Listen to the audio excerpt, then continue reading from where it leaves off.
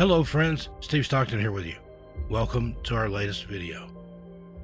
In this episode, I'm going to be talking about some strange disappearances and some other unsavory things on the Appalachian Trail.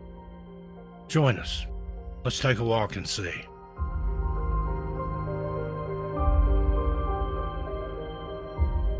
Now, in regards to the Appalachian Trail, understanding the need to share the beauty this area has to offer, park officials started clearing connecting walking trails through the Appalachian Trail in 1921, and it was completed in 1937. Nestled in the heart of the eastern United States, the Appalachian Trail, or the AT as it's affectionately called by hikers, is a 2,193-mile trail that cuts through several other national state parks. It starts in northern Georgia and ends in Maine, and usually takes about 8 months to hike it completely through. And yes, there are through hikers that do the entire thing. According to records, more than 3 million people hike a portion of the trail each year, with an estimated 800 to 900 through hikers completing the world's longest hiking trail. I grew up in southern Appalachia. I have hiked on the AT. I've hiked on it in just about every state that it goes through, except I think for Maine. The longest single stretch I've ever done was from the terminus in Georgia back up through the Smokies into Damascus, Virginia. I wore a much younger man's clothes at the time, though. Took about 3 months to do it, but I wasn't in any hurry. The changes in elevation through the trip have been equated to climbing Mount Everest 16 times, and it's been called the most dangerous hiking trail in the world. There have been 13 people reported murdered on the Appalachian Trail since 1974. Some of the disappearances and murders are unsolved to this day. Each year, reported injuries range from minor to serious, including broken bones, falls, animal encounters, and, sadly, human-on-human assaults. Those especially aren't uncommon on the Appalachian Trail. Also reported are missing people and fatalities. These are minimal, but they still happen. Here are a few of the documented cases by order of the year in which they happened.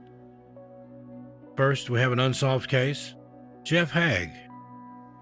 On February 9, 1970, 16-year-old Jeff Hagg was hiking in the Great Smokies National Park with Eagle Scout Troop 95, which included 2 other scouts and 3 troop leaders. The hike started in Tennessee, and they were to spend the night in North Carolina near the Appalachian Trail and return the following day.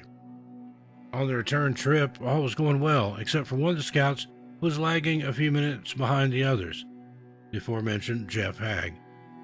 Jeff sat down at the trail fork for a break and some water. When the group started on the trail again, Jeff asked if he could stay behind and wait for the other scouts. Agreeing to let him as they were close to their destination, the group leader and 3 others headed on down the trail to the parking lot, which was less than 30 minutes away. Sadly, that was the last time Jeff Hagg was seen alive. His disappearance was immediately reported and a search began. For 10 days, search and rescue teams joined law enforcement as well as game warden services to search for the Eagle Scout. On day 10, 16-year-old Jeff Hagg was found frozen to death, missing a shoe, with his pants around his ankles. Now, this could be attributed to the condition called paradoxical undressing, which happens in the late stages of hypothermia, where the person feels as though they are too hot and start removing their clothes. This makes a bad situation worse. Removing clothing only aids the hypothermia in chilling the core temperature much quicker. His pack was found about 1,000 feet away with the contents scattered, and the pack itself in the middle of the river on a rock. This case was compared to a similar case in California, which I'm sure you're all familiar with, where a Boy Scout went missing when he fell behind the rest of the Scouts. That case, which we've covered, happened July 19, 1991. 12-year-old Jared Negrete was on his first backpacking trip with his Boy Scout troop when they were summiting Mount San Gorgonio in the San Bernardino National Forest. The search for Jared turned up a camera with a haunting last picture of the 12-year-old. They also found a few candy wrappers. Sadly, the Boy Scout was never found despite some of the largest searches ever conducted on National Forest grounds. These 2 cases are similar, but with one being found deceased and the other not being found at all. Again, authorities and trail experts tell all hikers to never hike these trails alone. Next, we have Jessie Albertine Hoover.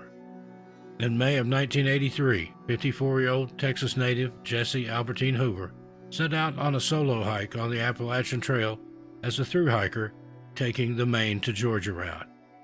Hoover had read about the famous trail in a National Geographic article, and after her husband was tragically killed in a car accident in 1982, she decided to try the hike alone.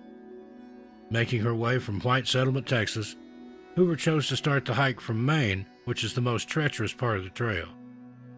Before leaving Texas, Jessie made several plans and an itinerary for the ill-fated trip, informing family of scheduled stops for supplies and money along the way. She also contacted her physician, made plans for the epilepsy medicine she would need refilled while she was gone. Against her family's wishes that she not go, Hoover assured them that she would be fine and the trail was perfectly safe for a woman of her age. When Jessie arrived at the starting point in Maine, she would have been met with a sign from the Forestry Service warning hikers that this section of the trail, referred to as the 100-Mile Wilderness, was dangerous and without any services. The sign clearly says, "Appalachian Trail. Caution. There are no places to obtain supplies or get help until Able Bridge, 100 miles north. Do not attempt this section unless you have a minimum of 10 days' supplies and are fully equipped. This is the longest wilderness section of the entire AT, and its difficulty should not be underestimated. Good hiking, MATC." This wouldn't have been a rare decision because as many as 10% of hikers start their journey in Maine, get the most difficult section over with in the beginning, rather than wait until they're exhausted at the end of their thru hike. Also, aside from the elevation, terrain, and weather that can impede hikers, is their supply pack's weight. 8 to 10 days of water, food, first aid, personal shelter, and clothing, that could weigh up to 35 to 50 pounds. That's the equivalent of strapping a kindergartner to your back and hiking up in elevation for 100 miles. Hoover started her hike on May 16, 1983, south of Baxter State Park. After her family hadn't heard from her in almost 2 months, her sister called and reported her missing to the Warden Services on July 11, 1983. This is when officials learned that Hoover was sorely unprepared for the adventure, having only beef jerky for food and light clothing. A search was initiated using her itinerary and talking to area hikers as well as a ranger that advised the search team that Hoover tried to climb Mount Katahdin on May 20, 1983, but didn't have the proper equipment, in his words. He therefore advised her not to push forward. Oddly enough, this is the same area where 30 years later, Geraldine Jerry Largay would also perish while trying to negotiate the Appalachian Trail. Searchers and law enforcement descended on the area and continued to ask anyone if they had seen Hoover. A maintenance worker for the Able Gatehouse on Golden Road, a passageway built in the early 1970s for access to the now-defunct Great Northern Paper Company, stated he had seen a woman fitting Jessie Hoover's description in late May walking towards the 100-mile wilderness trailhead. This was the last confirmed sighting of the missing hiker.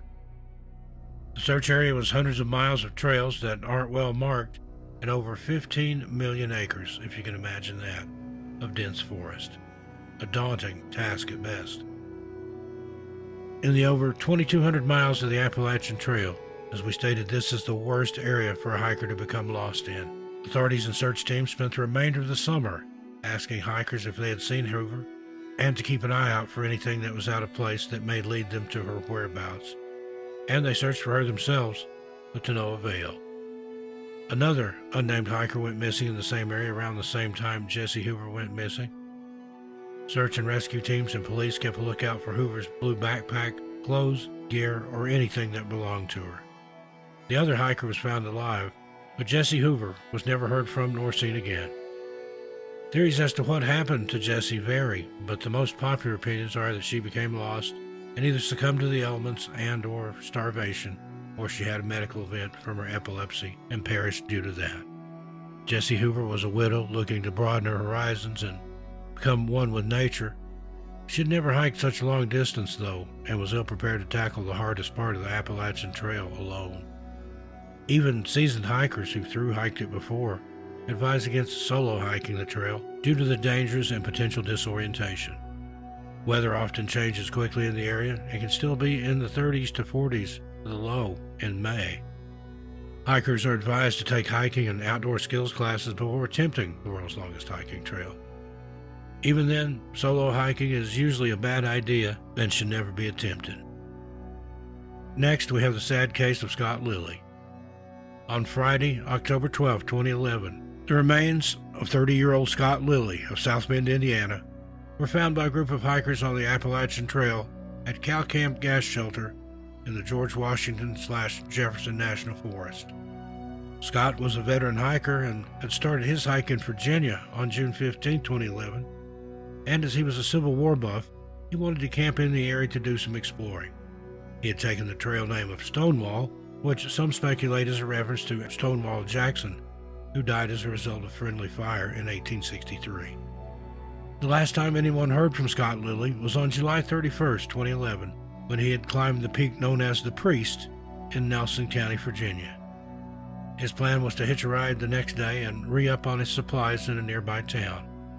However, he never made it, and no one heard from him again. 12 days later, Scott Lilly's remains were found in a shallow grave near the shelter. An autopsy revealed Lilly died from asphyxia by suffocation, making the manner of his death certainly a homicide. In interviews conducted by authorities, it was said that Scott had a backpack, new Ozark hiking boots, an Appalachian Trail handbook, and a Nintendo game system. None of these items were ever recovered. There was no motive given by police as to why they think Scott Lilly was murdered, other than obvious signs. At the time of Lilly's murder, there were several other homicide investigations, including the 1996 killing of 2 women in Shenandoah National Park, and several other death investigations in the George Washington and Jefferson National Park areas. Despite the best efforts of the police, the Scott Lilly homicide remains unsolved, as well as the Williams and Winan case, which were the 2 ladies in Shenandoah, which is very near the Appalachian Trail. Next up, another sad tale. Geraldine Jerry Largay. 66-year-old retired Air Force nurse Jerry Largay was an admitted nature lover. She moved from her home she shared with her husband in Florida to Tennessee in order to take hiking classes and be closer to the Appalachian Trail. She assured family members that she could hike the trail herself, and despite the warnings from her loved ones and all the known dangers, Jerry was adamant that she was going to conquer the Appalachian Trail. Jerry set out on her adventure near Harper's Ferry, West Virginia, on April 23, 2013, with a friend, Jane Lee, so she wouldn't be hiking alone. The plan was to hike from the middle of the Appalachian Trail north to Mount Katahdin in Maine, then take a ferry back to the starting point and finish the southern portion of the trail last, hiking into northern Georgia. Largay's husband would periodically meet the women to restock supplies as she wasn't able to carry a heavy backpack due to an old back injury. June would be the beginning of the first problems with the hike when Jane had to leave due to a family emergency. Lee would later reveal that Jerry had problems keeping pace with her and couldn't properly use a compass. By July, though, Largay had hiked over 900 miles, leaving only 200 miles left to reach the terminus in Maine. This portion of the trail, though, is notoriously strenuous, treacherous, and the vegetation is unforgivingly thick. Jerry stepped off the main path but for a moment for a bathroom break, but by the time she'd finished, she found herself lost. At this point, she tried messaging her husband asking for help, but she had no cell signal. The many texts never went through, unbeknownst to her. A storm had hit the area Largay was hiking the night before contact was lost, so when her husband hadn't heard from her on the first day, he wasn't that alarmed. But by day 2, he knew there was a problem and contacted the authorities. Aerial and canine searches were conducted along with interviews with other area hikers for tips they may have had, but nothing was found. Jerry Largay spent 26 days trying to find her way out and documenting her plight in a journal. On the 26th day, 66-year-old Jerry Largay passed away from what the coroner would eventually determine was exposure. 2 full years after she went missing, a hiker contacted authorities and reported having found a dilapidated tent with human remains inside.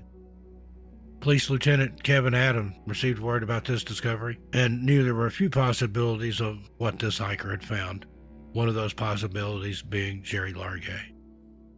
After having been missing for 2 years, Largay was found in an arched tent with a few personal effects, including her journal, of which was updated to the day she presumably passed away. Her last written wish was for her husband and daughter to be able to read her final words. When authorities reached the area, there was evidence that Largay had tried to draw attention to her plight by starting a fire. There were charred trees where she had presumably tried to set them on fire, but because of the damp atmosphere, it would have been almost impossible to get a green tree going. There was also a clearing near where she was found that if she had known about it, aerial searches conducted in the area would have possibly been successful.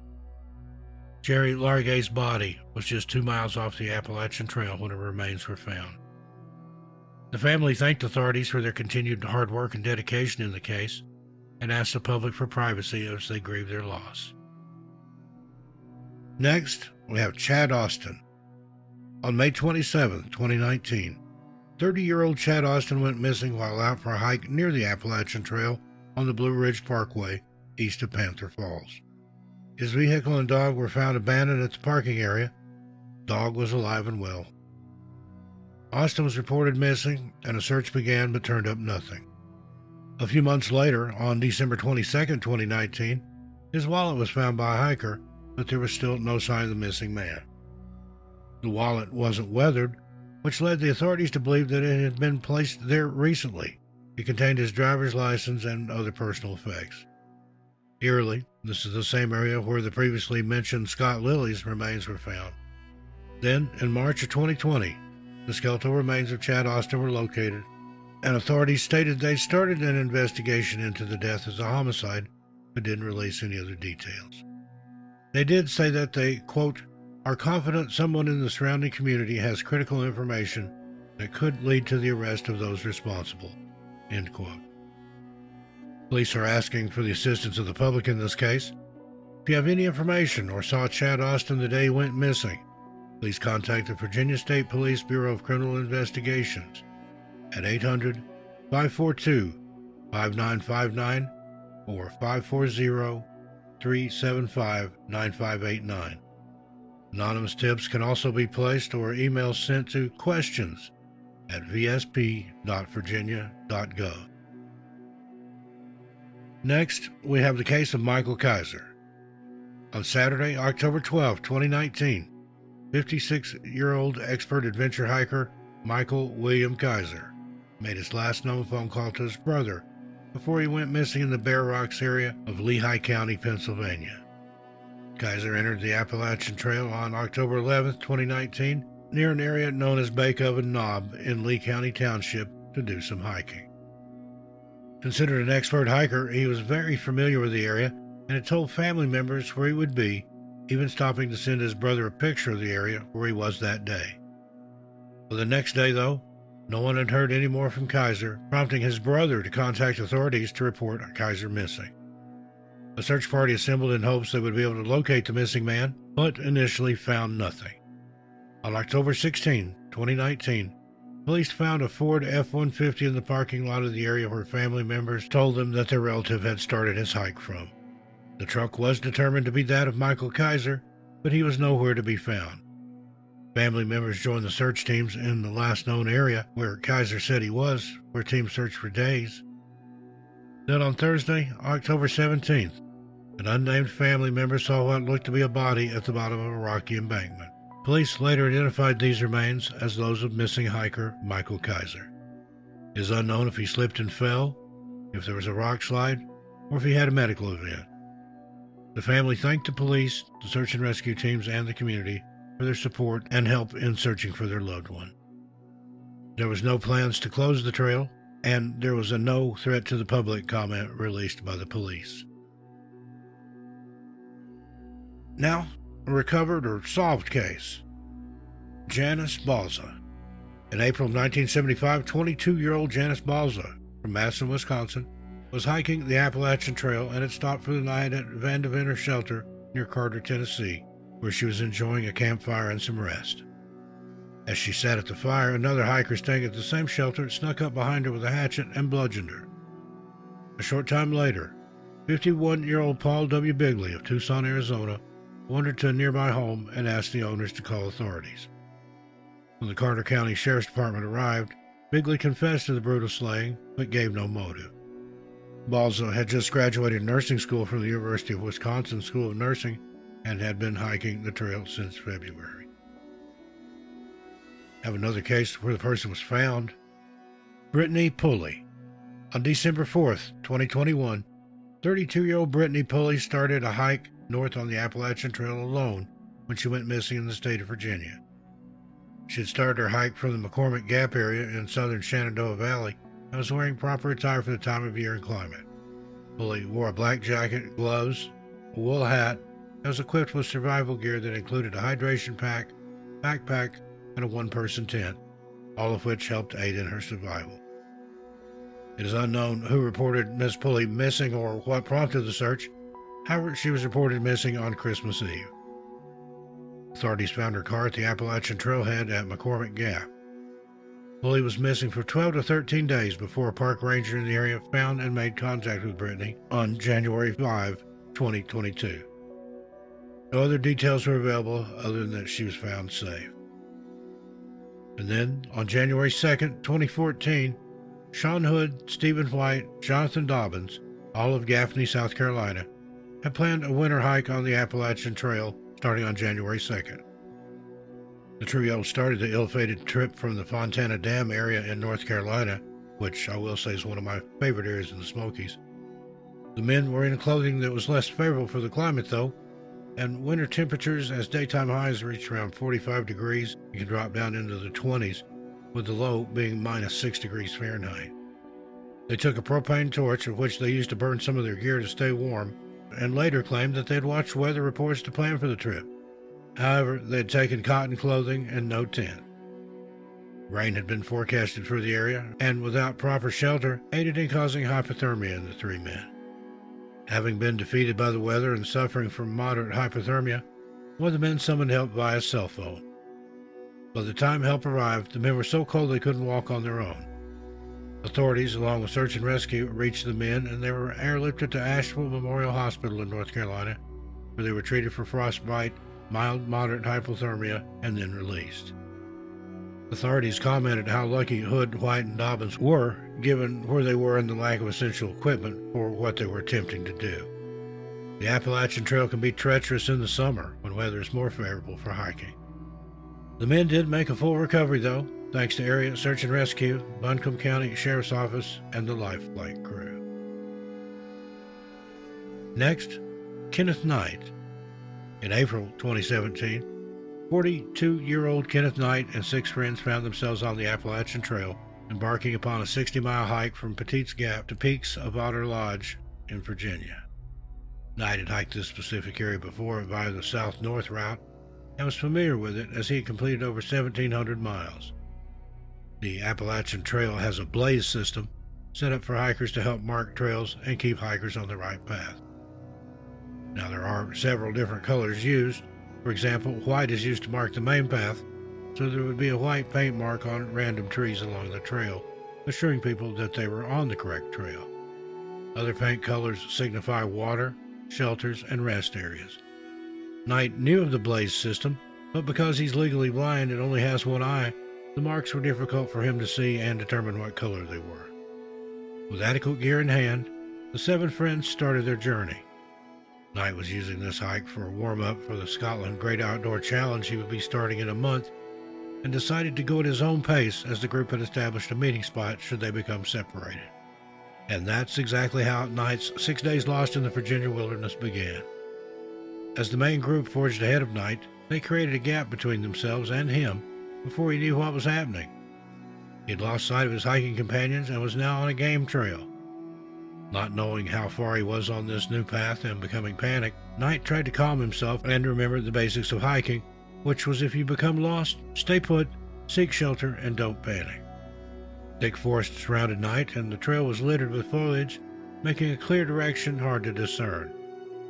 Knowing there was no water in this area concerned him, and because of that, Knight decided to go down an embankment to a stream he was familiar with. The descent was steep and craggy, with rocks jutting out from the forest floor, but eventually he could hear the relieving sound of water and finally had made his way to the creek, which was fed by the James River. Knight decided this would be the area where he'd wait for help. As day 1, 2, and 3 passed, though, Knight became concerned that he had made the wrong decision by not staying where he was when he originally became lost. He quickly pushed that thought aside, though, as he knew he needed water, and this stream would keep him alive for the time being. On day 4, Knight hoped his hiking companions would realize he was missing and contact help. He rationed his remaining food and never ventured more than a quarter of a mile away from the spot he chose to mark for help with a rescue blanket. He would mark the area with piles of rocks so as not to lose his way back. He also packed up his gear if he ventured more than a few feet from the site, ensuring that he at least had his sleeping bag, food, and shelter with him should he venture too far away and become even further lost. The threat of injury to himself was never far away either, with rocks or other hazards, so he had to be careful to not seriously injure himself so that if he needed to make his way to the James River, he could at least walk there to seek help. Then, on day 5, Knight began to wonder if the group noticed he was missing at all, and thought about leaving his water source to make his way to the James River, but decided against it for the time being, keeping in mind that he would possibly have to use this as a possible escape route should help not come soon, as his food rations were beginning to dwindle. On day 6, all Knight's food was gone, and he woke depressed. He had now been alone for almost an entire week, and knew he now must take more risks to help himself.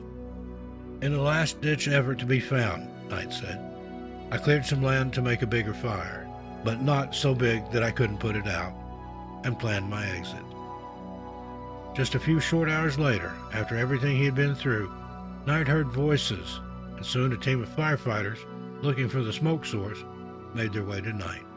He was happy and relieved to see them.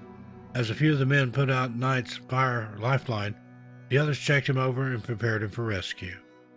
The firefighters helped him pack his items, and before he knew it, they were at a trailhead.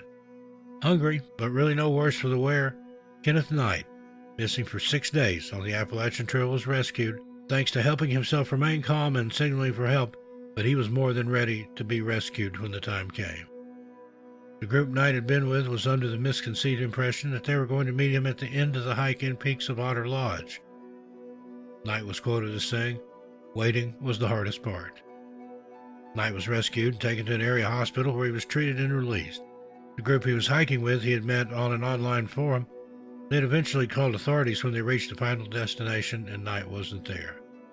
The search had started about 2 days before he was actually found. Well, there you have it, folks. Some interesting stories, some sad, some miraculous, from the Appalachian Trail. If you're in the area and have the chance, I recommend hiking on the Appalachian Trail, but use these tales as cautionary measures. Don't go alone. Be prepared. Live to tell the tale.